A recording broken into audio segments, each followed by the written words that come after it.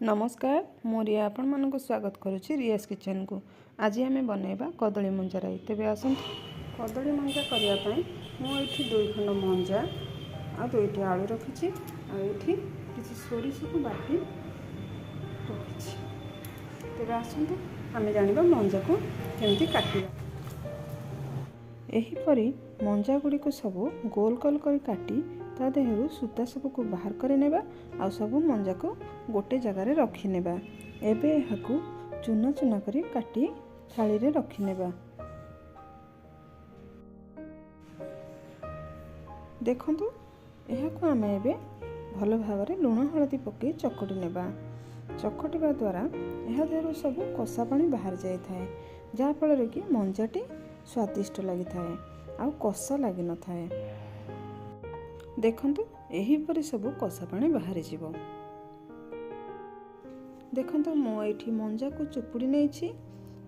एठी किछि आलू काटी रखिछि छोट छोट करी, एठी किछि सारू काटी रखिछि, एठी सोरिष को भल भाबरे बाटी नेछि, एठी किछि कटा पियाज आ कटा टमाटर रखिछि, एठी चिली पाउडर आ हळदी पाउडर रखिछि, एठी सुखिला लंका आ फुटण नेछि, एठी स्वाद अनुसार लूण नेछि। एबे आमे प्रेशर कुकर रे आलू सारू आ मंजा को नहीं ता देहरे अल्प पानी देई स्वाद अनुसार लूण पकई गैस रे बसई देबा। एबे मु एथिरे 2टी सीटी मारिया पर्यंत अपेक्षा करबी।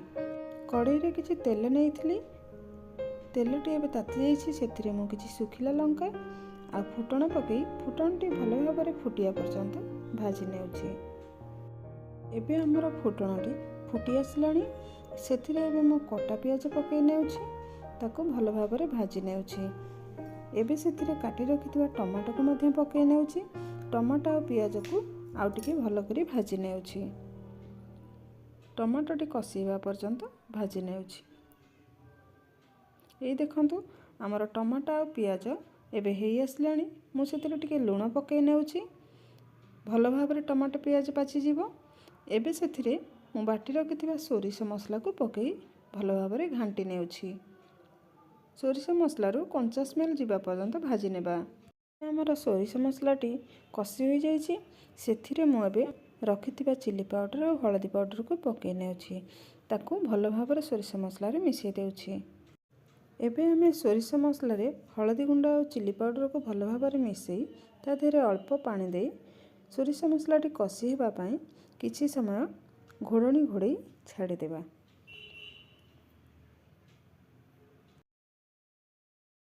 एबे देखंतु हमर 2टी सीटी मारी सारिछि एवं मंजाटी मध्य भल भाबरे सिझी जाइछि। किंतु हमर मसलाटी मध्य प्रस्तुत हो जाइछि। सेथिरे एबे आमे सिझेई रखिथिबा मंजा सब को पकई नेबा एवं ताकू भल भाबरे मिसई नेबा। एबे देखंतु हमर मसलाटी भल भाबरे प्रस्तुत हो गलानी। सेथिरे एबे आमे सिझेई रखिथिबा मंजा सब को पकई ताकू भल भाबरे गोळेई नेबा। आ 5 मिनिट परे देखंतु हमर मंजाटी फुटी आसलानी। एबे हमर मंजाटी संपूर्ण रूपे प्रस्तुत हो गलानी। एबे चलंतु सर्विंग बाउल को काढी नेबा। ए देखंतु हमर मंजा एबे संपूर्ण रूपे प्रस्तुत हो जाइछि। आपण मानको मोर रेसिपीटी केमती लागिला मते निश्चित कमेंट रे जणाइबे। आपण माने मध्य एही रेसिपीटी को घरे ट्राई करि परिबे एवं एहा को गरम भात पखाळ भात सहित खाई परिबे।